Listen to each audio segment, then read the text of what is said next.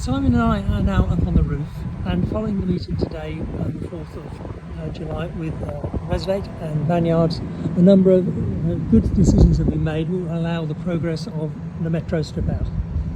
It will at the one end above Lumley Street House reception, and here you can see in front of you the lift house housing all the gear.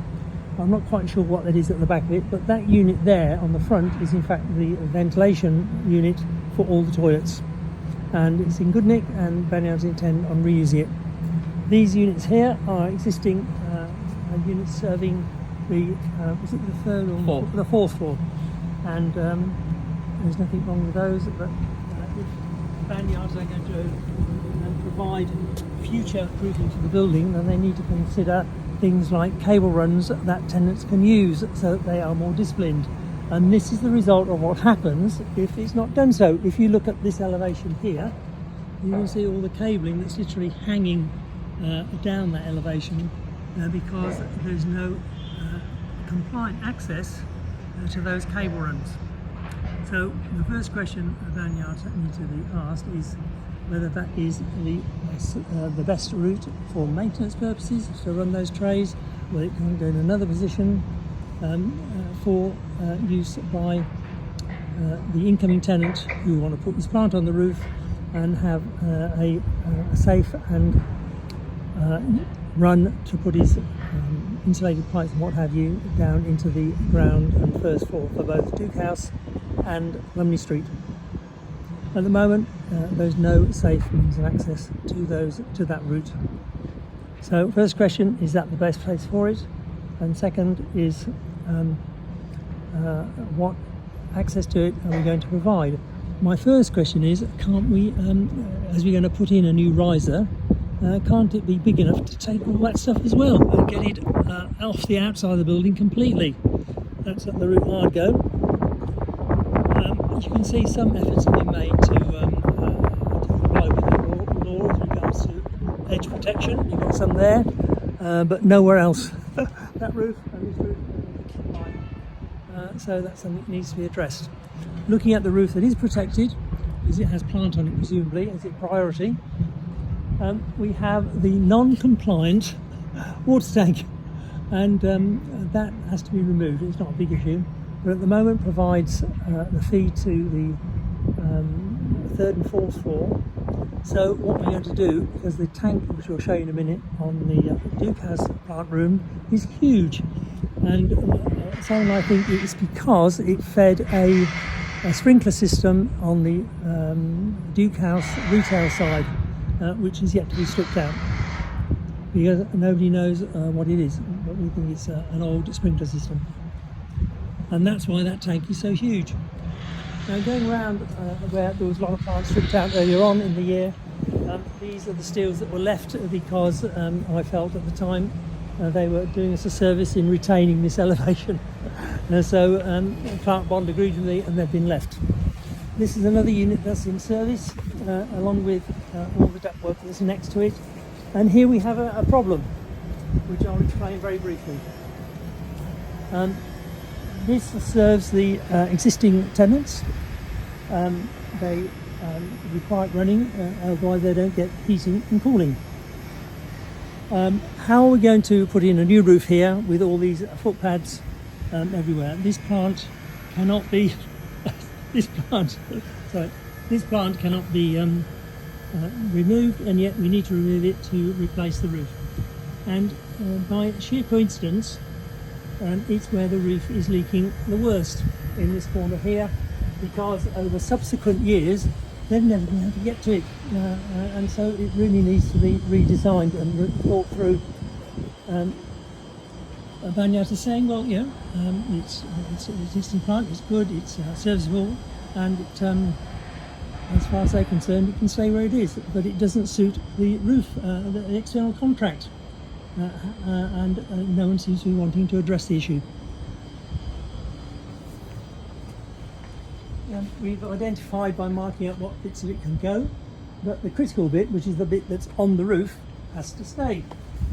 And this is where it is leaking the worst, in this corner here. And as you can see, the state of it is quite appalling. And that little bit there Lanyard safe, which we service what has to stay. All the rest of it can come out, and also is established the large accordion on the other side can come out. I asked about the satellite dishes and what have you, and Banyard's pointed out that the low voltage systems, communication equipment, is a specialist item that will come later in the contract.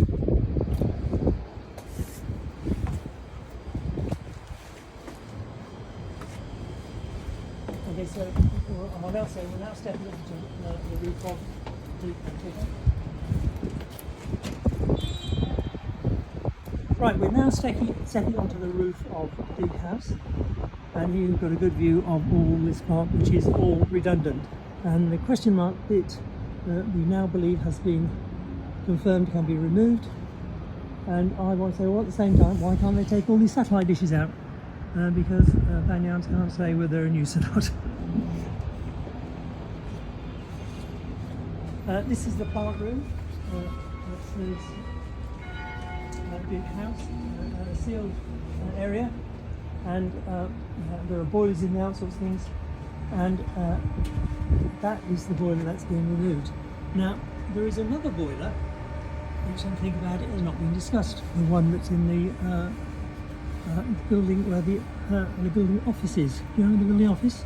There's like a boiler there, gas-fired boiler. So was it this boiler he was talking about, or was it that one? Because I've always thought it was the one in the other space, because that's gas-fired as well. So you need to clarify that one. I just thought about it. All this area here, those units there stay. They're part of the units that are serving existing occupants. This is the emergency exit, isn't it? From the top of the... Yes, I think so. It's locked, obviously, but that's the way out from the Duke House. The Duke House staircase, giving you means of escape across the roof. And as you can see, adequately protected and the designated area and routes taken. The roof, you'll see there's aerials, historical, I would imagine, all redundant, can come down, and that boiler fuel will still go. And what really wants to be put up here is somewhere where the tenants can put all their communication equipment in a way that complies with planning, and then give them designated routes that are safe to access through or down the building.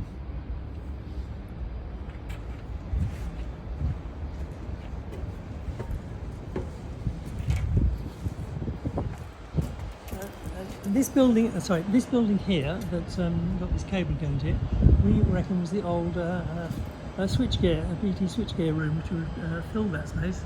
This German clinking stuff used to be put everywhere. And Simon and I are about to go in there, and I think I spotted an original BT computer in there, which is where they did the switchover many years ago. And I can't wait to see if it's still there and working.